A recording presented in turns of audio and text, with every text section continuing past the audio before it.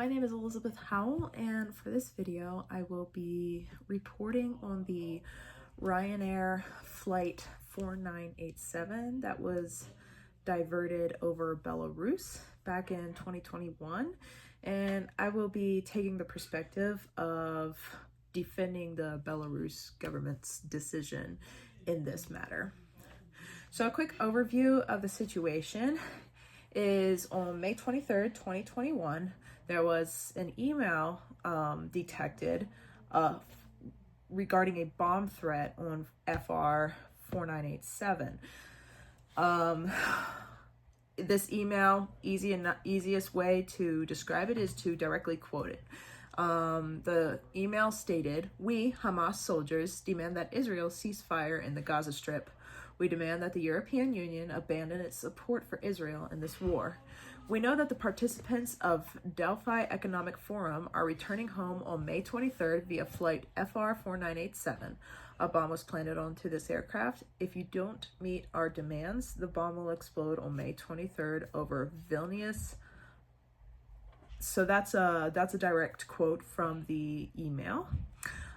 So this email was detected using search-informed data loss prevention software at Minsk Airport in Belarus. This software detected keywords such as bomb and a few other words in the email that would have stood out to an automated software like this, that it was a threat.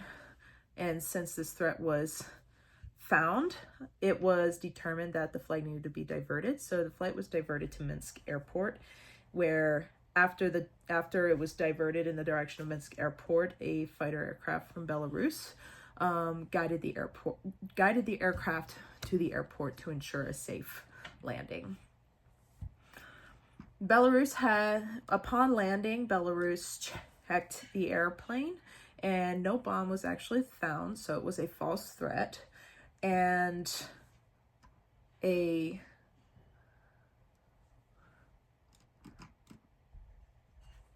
Roman Protasevich was arrested off of the flight. So, in defense of the decision to divert this aircraft, this was an obvious threat. It could not be determined if this was a true threat or not, and it's better to side on the air of caution and divert the aircraft than to assume it is a false threat, allow the aircraft to continue at the risk of everybody on board if it were to be a true threat. Therefore, it was a good decision to divert the aircraft to Minsk Airport. Belarus leader Lukashenko stated, "Our ill-wishers outside and inside the country have changed their method of attacking the state. That's why they have switched from organizing riots to trying to strangle us." The best defense, however, for the Belarus government's decision to divert this aircraft comes from the Chicago Convention of 1944 and the fact that Belarus did follow this convention and the methods that they took to ensure the safety of everybody on board the aircraft. In Article 1, I will quote, "Article 1 of the Chicago Convention states, the contracting states recognize that every state has complete and exclusive sovereignty over the airspace above its territory."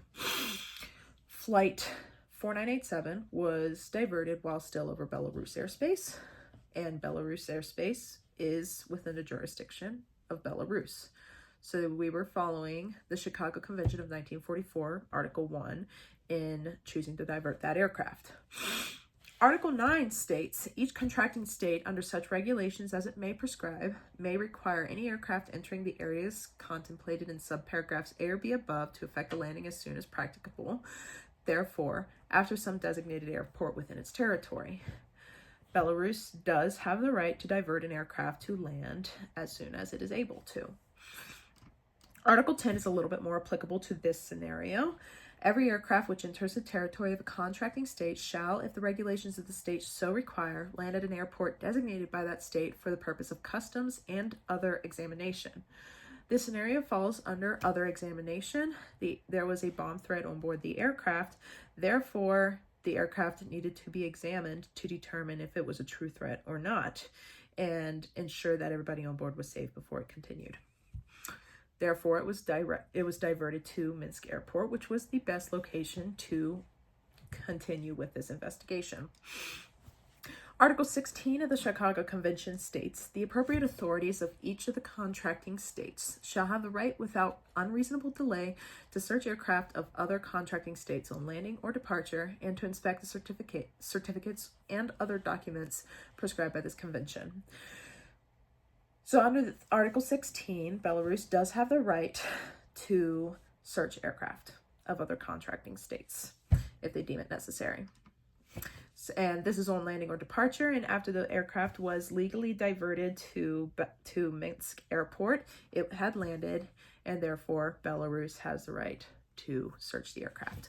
Under Article 25, each contracting state undertakes to provide such measures of assistance to aircraft in distress in its territory as it may find practicable, and to permit, subject to control by its own authorities, the owners of the aircraft or authorities of the state in which the aircraft is registered, to provide such measures of assistance as may be necessitated by the circumstances. Each contracting state, when undertaking search for missing aircraft, will collaborate in coordinated measures which may be recommended from time to time pursuant to this convention. So in the first portion of Article 25, it states that each state has the right to assist aircraft in distress, and a bomb threat would be considered an aircraft in distress. Everything Belarus did was to ensure that the aircraft in distress was taken care of and everybody on board was safe. And therefore, Belarus was following the Chicago Convention throughout its decision to divert Flight 4987 and in the search of Flight 4987 to ensure that there was not, in fact, a bomb on board.